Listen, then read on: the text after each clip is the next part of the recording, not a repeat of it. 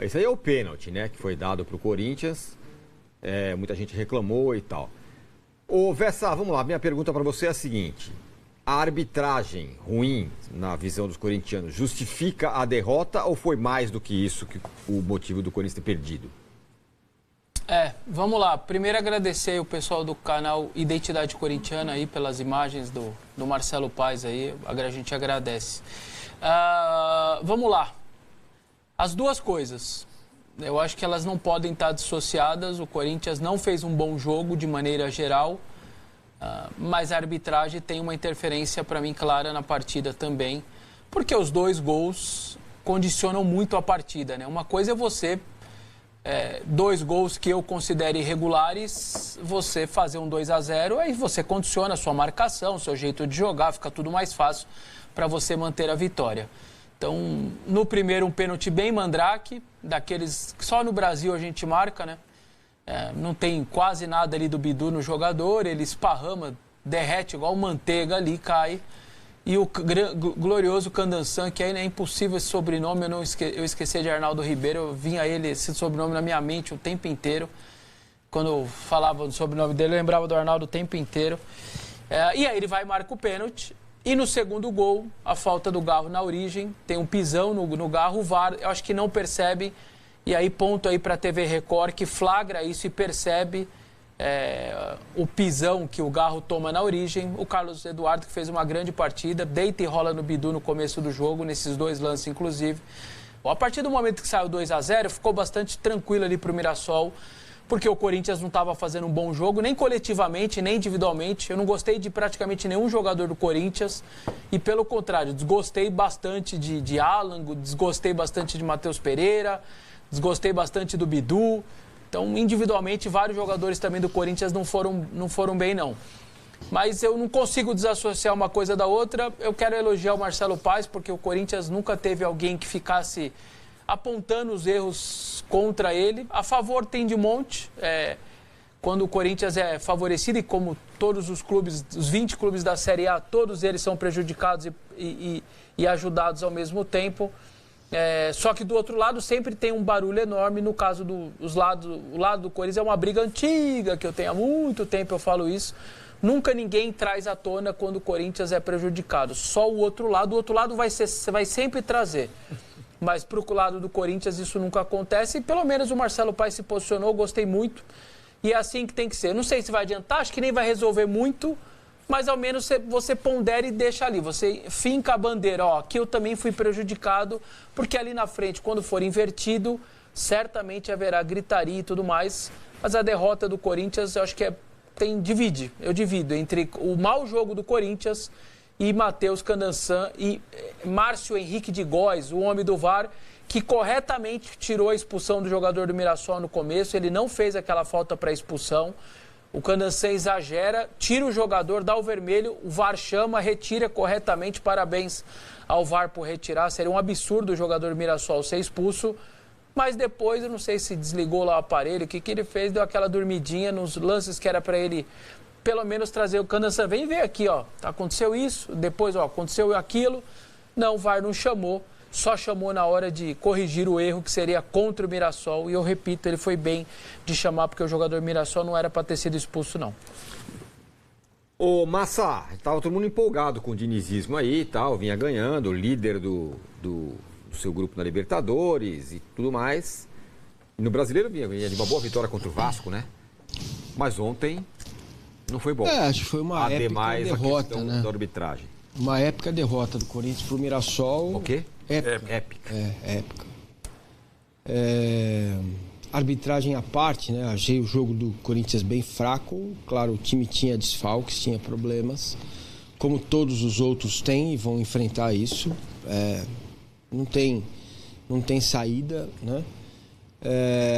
Eu sempre gosto da análise do Vessa, acho que as coisas não são dissociadas, né? Erro de arbitragem, resultado de jogo, de campo, mas o futebol que o Corinthians apresentou é muito pouco, muito pouco. Enfrentando um time que está na zona do rebaixamento, que trocou dezenas de jogadores de uma temporada para outra, né? Aí, esse é o lance só que retirou o cartão, tá?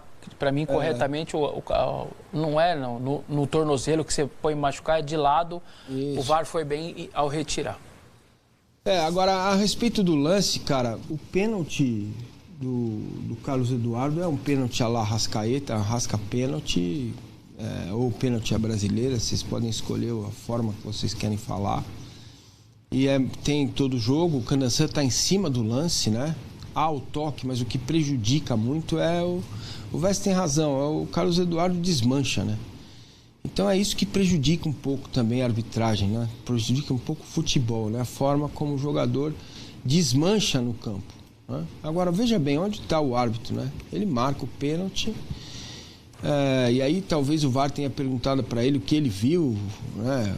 Qual o critério dele para marcar o pênalti. O Carlos Eduardo é puxado e tem um toque ali na perna esquerda, mas aí é Brasil mesmo, é isso aí, tá bom? A arbitragem brasileira é isso, cada árbitro apita de um jeito, cada árbitro tem um critério para os lances, né?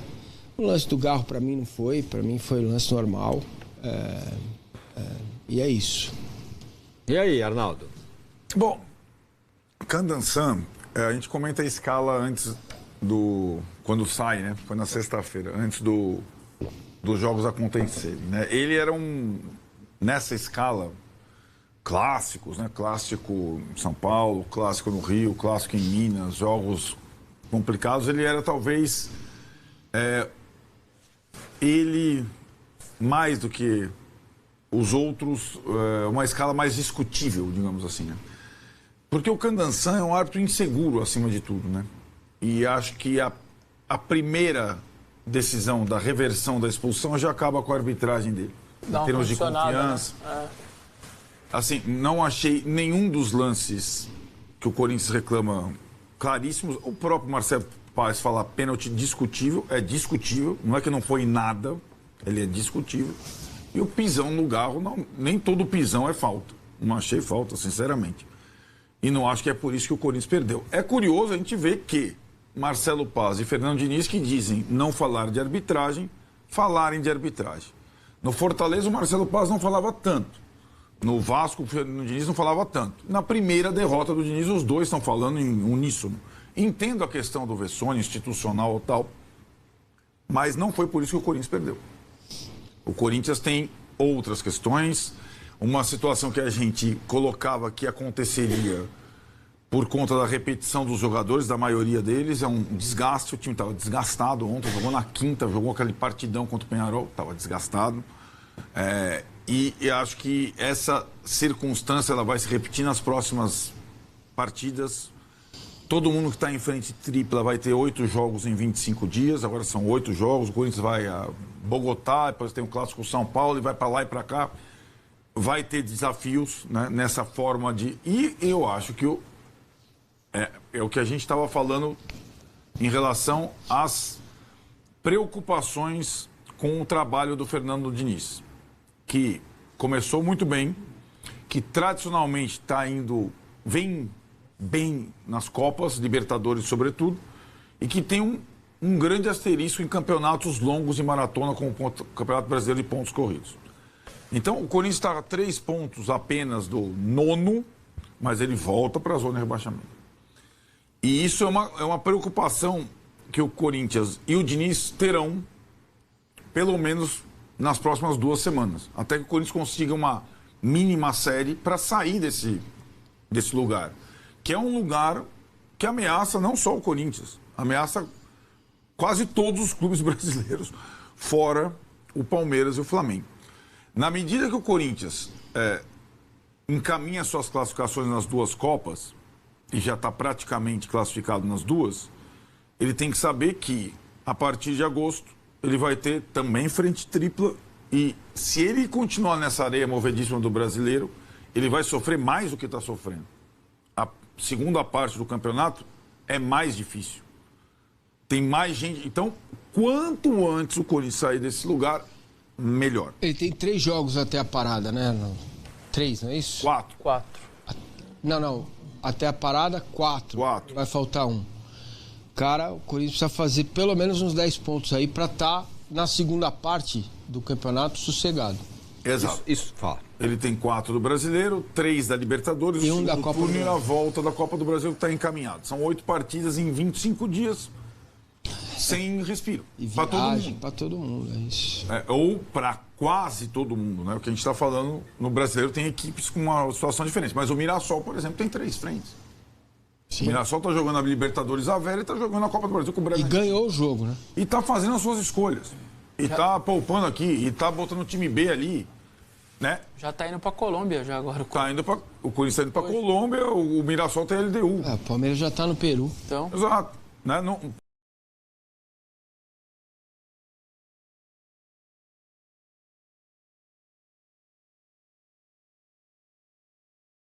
que depois da Copa vai ser a mesma coisa para quem se classificar nas Copas.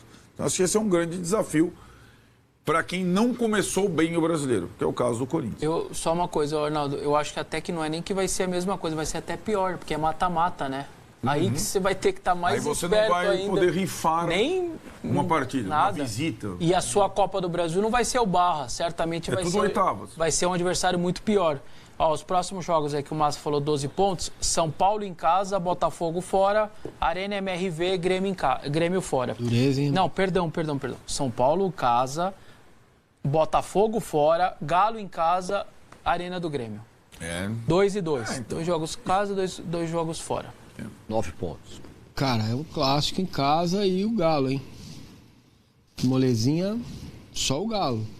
O Galo, o Grêmio e o Botafogo estão disputando a mesma faixa da tabela. É isso aí. É isso. Confronto O São Paulo direto. está um pouco O empate acima, é mas bom pra pouco eles. acima. O empate é bom pra eles. Assim como o empate é bom pro São Paulo. Que deixaria o Corinthians pra baixo. É isso aí. Entendeu? Isso sim. Eu não acho tão simples, mas eu acho que são adversários que o Corinthians dá pra pontuar bem, desde que tenha perna pra isso e tudo mais. Só que aí é o seguinte, aí quarta-feira, o grupo pode definir quarta. Se o Corinthians empatar com o Santa Fé e o Platense ganhar do Pearol em casa, acabou o grupo. Os dois estão classificados. Aí pronto. E aí, nas últimas 2 rodadas de Libertadores, Peñarol lá e Platense em casa, Você ganha um respiro. beleza, você pode querer pegar o primeiro lugar da chave ou o primeiro lugar geral, pode até tentar. Mas também, se não for eu focaria no brasileiro nessa situação que estava. Isso aí. O jogo da Colômbia, se o Santa Fé ganha em casa, ele volta para o campeonato. Aquela coisa complexa de classificação de 2 times, né? Então, é uma decisão difícil. Serão decisões difíceis. Eu acho que contra o São Paulo não dá pra pensar em nada, certo? Tem que pôr quem puder jogar. E também contra o Santa Fé, por causa dessa questão de você jogar com a possibilidade de se classificar rápido, também não dá pra segurar ninguém. Tem que pôr todo Isso. mundo. O meio da semana que vem é o que o Arnaldo falava da Jacuipense lá do Palmeiras. O Corinthians também tem uma data que ele vai poder. Ele não respirou em Santa Catarina, respira na Arena, tá com 1-0 a favor. Então o sorteio da Copa do Brasil foi bom para os dois exatamente por isso. Isso o São Paulo não vai poder fazer, nem o Flamengo vai poder fazer. O Santos menos ainda. O Santos vai poder fazer, né? Copa do Brasil para eles está aberto. Semana que vem, meio de semana, é Copa do Brasil. Isso. Vamos, porque o Diniz e o Hugo Souza falaram do jogo especificamente, não só de arbitragem. Vamos ouvir o que eles disseram sobre o jogo. Tempo. Né? A gente só fechou ali e seguiu, né? Acho que nesse momento é falar pouco e corrigir o que precisa ser corrigido. Foi um jogo de pouca inspiração nossa, foi um jogo onde a gente não conseguiu desempenhar nosso melhor futebol, a gente não conseguiu ter a bola, a gente não conseguiu envolver o adversário, coisa que a gente está acostumado a fazer.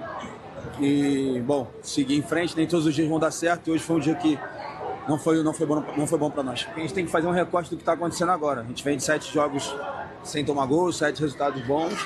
Infelizmente o jogo de hoje não foi um bom resultado. Mas a gente sabe que a gente precisa melhorar nesse campeonato, a gente sabe que a gente precisa dar uma resposta melhor dentro dos resultados. Desligar a chave do brasileiro para ir para a Libertadores e no próximo domingo ligar de novo para que a gente possa sair dessa situação. Nosso elenco não é para isso, pelo contrário, é um elenco muito qualificado, é um time muito qualificado, que tem que brigar lá em cima. Só que a gente tem que entender a nossa realidade hoje é essa, então a gente vai brigar para tirar o time dessa realidade, porque por mais que a gente esteja lá, não é lá que a gente se fica bem, não é lá que a gente quer estar. E a gente vai lutar para que a gente possa fazer jogos melhores e conseguir resultados melhores. A minha queixa, os jogadores sabem disso, é a falta de concentração e de ânimo que a gente entrou no primeiro tempo. Eu acho que a gente não pode justificar o que a gente fez no primeiro tempo, somente nos 30 primeiros minutos do primeiro tempo, com a questão física. Se o time tivesse começado bem e fosse caindo, a gente poderia até justificar. Mas eu acho que a gente, no primeiro tempo, tinha que ter entrado muito mais focado, muito mais determinado para ganhar o jogo. E foi ali que a gente perdeu a partida, na minha opinião. A questão física, obviamente, que em determinado momento ela cobra, a gente sabe disso, mas eu atribuo mais o primeiro tempo, porque o segundo tempo a gente voltou, era para a gente estar mais cansado. O time voltou melhor no segundo tempo. Se fosse uma questão só física, a gente teria que ter voltado pior no segundo tempo e não melhor como voltou. Obviamente, depois com as trocas, alguns jogadores estavam sentindo, o time deu mais uma melhorada, mas eu não atribuo, primeiramente, a má atuação do primeiro tempo à questão física, não. No começo do jogo, principalmente, a gente entrou muito sem energia. Repito, não, para mim não é energia. Energia não é energia física, energia é psíquica mesmo. O interesse que a gente teve, a gente fez uma partida brilhante contra o Peñarol, principalmente no primeiro tempo, e a gente tinha que ter entrado mais ligado. A postura do segundo tempo já foi uma postura ok. Se não foi brilhante, ela foi. A gente não pode baixar daquilo que foi no segundo tempo. O time não precisa ser brilhante, como foi contra o primeiro tempo contra o Peñarol, mas o time precisa ser, não pode baixar a régua do jeito que baixou no primeiro tempo. Acho que o segundo tempo está ok, não tem o queixa para fazer do segundo tempo. Porque é um jogo difícil, é um time bem treinado, o campo não reunia as melhores condições para jogar.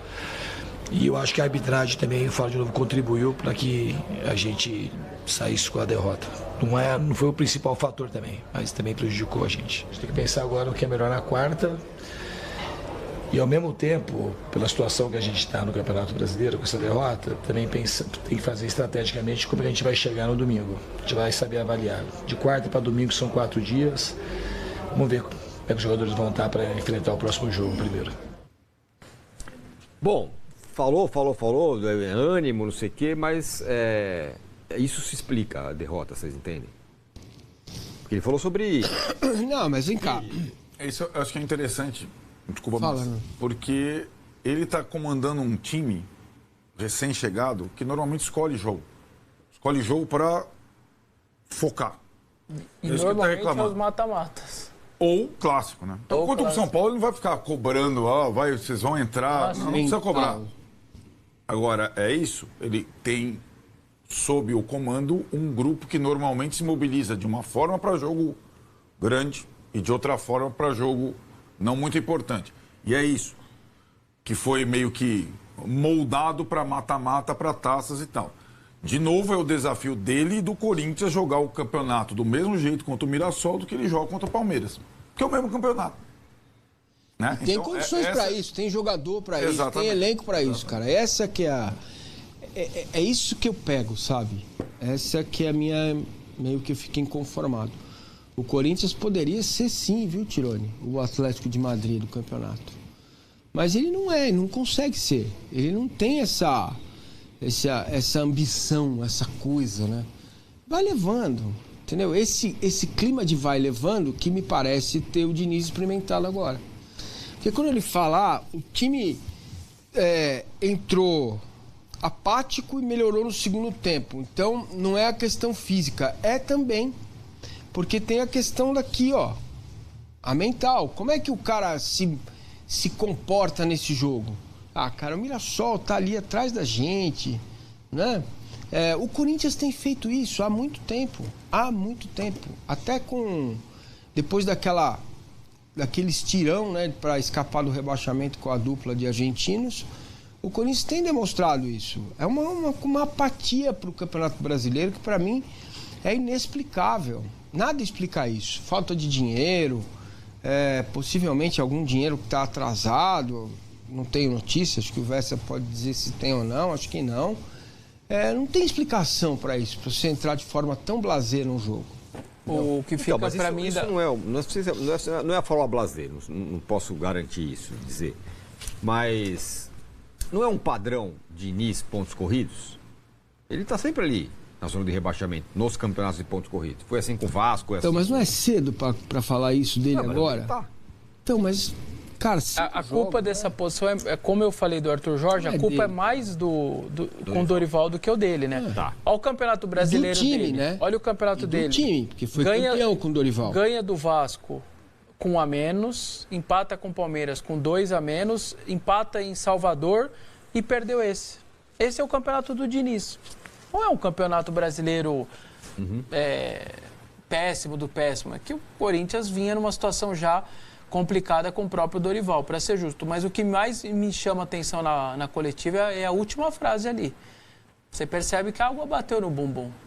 Vamos ver. Libertadores eu sei, mas domingo... Vamos ver quarta-feira. De repente ele vai dar uma segurada quarta-feira para jogar Ele domingo. fala...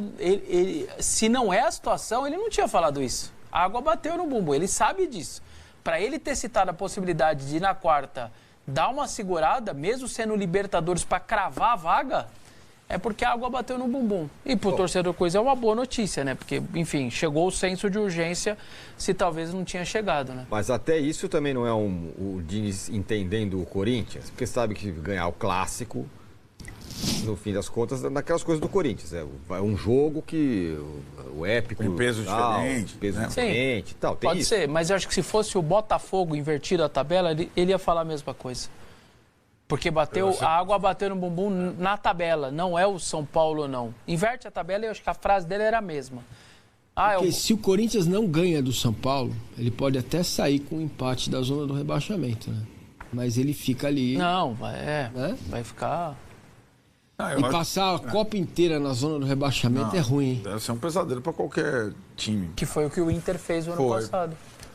E aí, Acabou aquilo, brigando faltam com 4 rodadas, são 12 pontos em disputa. 4 times vão passar a Copa na zona de rebaixamento, inevitável. Agora, eu acho que ele mesmo, com essa declaração, acho que o Vessone pescou bem, eu acho que ele demonstra também um certo trauma particular de ocupar essa zona no campeonato, como profissional, por outros clubes, como você está falando. Que aí junto o que o Exato. falou. Né? Então, assim, ele não... Pior coisa para ele é ficar rotulado como um técnico em pontos corridos e ficar lutando contra o rebaixamento todo ano. Né?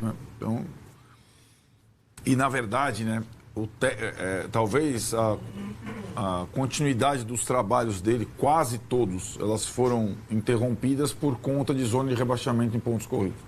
Aí chega uma hora que eu não vou correr mais isso. Eu vou trocar. Eu não vou correr mais isso. Eu vou trocar. Né? O melhor trabalho dele foi o São Paulo na pandemia, foi isso? Até hoje? Pontos corridos? Pontos corridos? Acho que né? Acho que sim. Que ele chega a brigar pelo título e tal. Né? Exato. Eu acho que sim. Numa circunstância muito específica, né? Sem torcida. O campeonato da pandemia, né? Com um calendário diferente. Arrastado 20 para 21, lembra? Parar sim. em 21, campeonato de 20 e tal, pode ser. Nacional foi eliminado muito cedo. Ele consegue uma coisa que até é histórico no São Paulo. Primeiro, ele não classifica na fase de grupos na Libertadores, fica em terceiro. São Paulo, isso é raríssimo na história. E ele perde logo no rebolo da Sul-Americana para o Lanús do Zubeldia. Então ele sai das competições sul-americanas numa tacada só, tipo quando aconteceu com o Bahia, por exemplo. Sim. E aí ele tem o Brasileirão um tempão, coincidia com a Copa do Brasil, que era mais eventual, tal, não sei o que lá. Então ele também pôde dedicar mais energia ao brasileiro, porque ele não tinha a concorrência das Copas Sul-Americanas naquela época. O Breno Ottoni, ele está sempre com a gente aqui, ele fala, se o Corinthians fizer 8 pontos em 12, fica bom? Tá ótimo. Não, 8 em 12, certamente zona de rebaixamento não pega mais, não vai ficar. Isso... E o Paixão fala o seguinte, 41,66%, 5 pontos em 12. Esse é o aproveitamento do Diniz, que o Vestone disse que está bom. Então, nas circunstâncias que eu acabei de passar, né? 2 jogos dele com expulsões e você ainda conseguiu fazer 4 pontos em 6 com jogadores a menos, mas o empate Salvador, que a gente está vendo a campanha do Vitória, que não é nenhum absurdo ter empatado em Salvador, o Vitória está ganhando muitos pontos em casa, e aí a derrota para o Mirassol. Então, beleza, não é o melhor dos mundos, mas eu não acho que é um campeonato brasileiro do Diniz até agora péssimo, ridículo, isso também não é, não. Sobre o pênalti, bom, não foi, né? Ou você fala que foi? A gente falou meio brasileira aí. Eu não acho, acho que é um lance discutível. Não acho, e assim, peço muita atenção nos lances de pênalti quando ele acontece sem câmera lenta, com a reação dos jogadores envolvidos. A reação dos jogadores do Mirassol na hora de reclamação do pênalti, do Corinthians não é de lamento pelo pênalti, se você pegar a reação. Então não acho que foi uma coisa absurda, um pênalti inventado. É um pênalti discutível. Eu não daria o pênalti. Acho que o choque não foi suficiente para derrubar o jogador e acho que ele se esparrama demais. Mas não acho que foi um pênalti escandaloso inventado por Mirassol.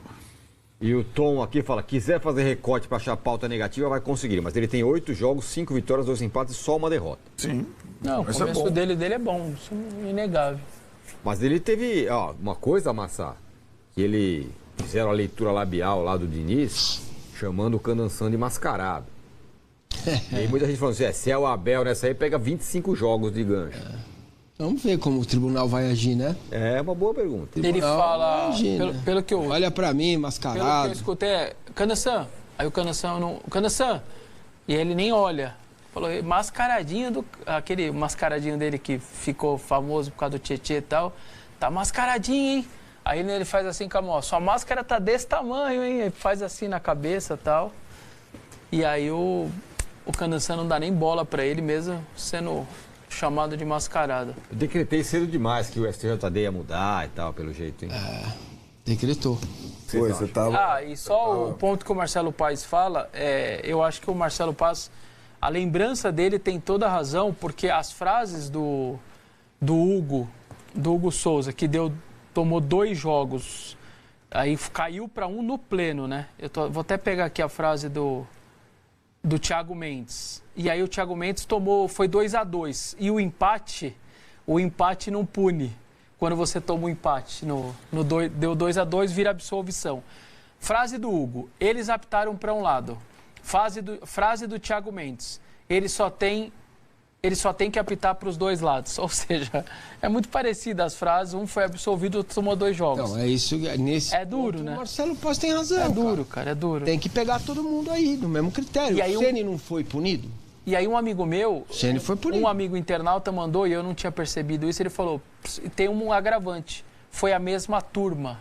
Eu não fui pesquisar e confirmar, tá? Eu tô passando que o amigo internauta, que ele é bem um cara que sempre... O STJD lá, os mesmos? A turma tem 1 a 12, né? Acho que são 12 turmas. A mesma, calhou de ser o processo na mesma turma. E aí a mesma turma deu 2-2 e com o Hugo 2 jogos de suspensão, entendeu? Então é duro, cara. É duro. Muito bem, então tá aí. O Corinthians, na zona do rebaixamento no Campeonato Brasileiro, perdeu pro Mirassol, o Mirassol vai reagindo. Normal. Não é normal, não. O Corinthians na zona do rebaixamento nos últimos anos? Isso é verdade.